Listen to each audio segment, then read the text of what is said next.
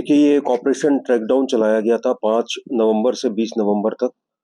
तो माननीय DGP Haryana Shri OP Singh साहब के मार्गदर्शन में और commissioner of police Gurgaon Shri Vikas Arora के दिशा निर्देश में गुड़गांव पुलिस ने व्यापक रूप से इसमें कार्रवाई की है, जिसमें कि 289 कुख्यात अपराधी जो बड़ी वारदातों में खुद शामिल थे या उनके सहयोगी थे, उनको अरेस्ट किया गया है।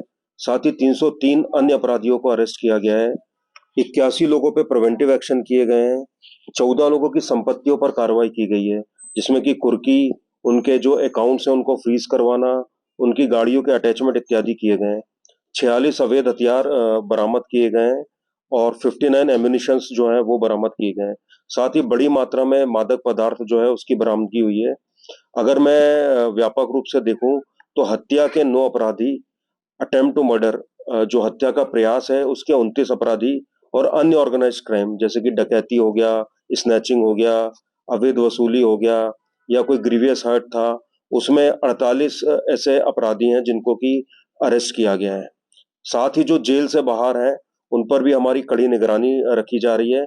मैन टू मैन मार्किंग की गई है। हर थाना जो है उस पे नजरें रखे हुए कि वो फिर से कोई अपराध में ना आए।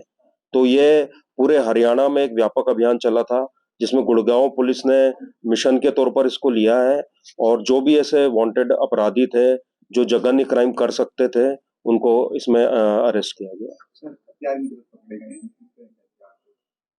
ये टोटल जो है जो हथियार इसमें पकड़ा है उसमें 45 तो अवैध इलीगल वेपन्स हैं, जो पिस्टल्स और ये सब है।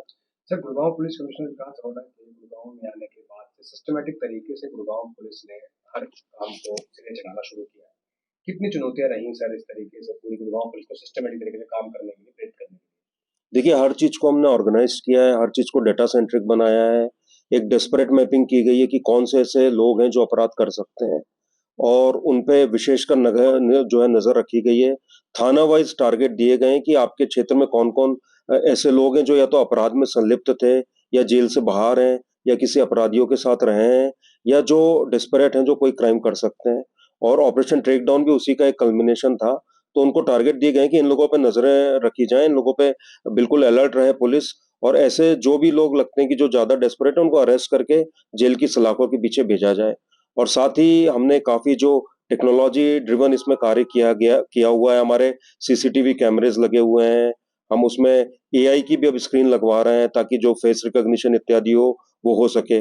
साथ ही हम एक अपना डाटा एनालिटिक्स सेंटर यहाँ पर बना रहे हैं कि जो भी पुराने साइबर क्राइम्स हुए हैं या बड़े ऑर्गेनाइज क्राइम हुए हैं, तो उसमें पहले से जिसको बोला जाता है उसके पैटर्न को स्टडी करके कि कहाँ से वो क्रिमिनल आता है, कहाँ क्राइम करता है, हम आगे के भी क्राइम जो है उसको प्रिडिक्ट कर सकें।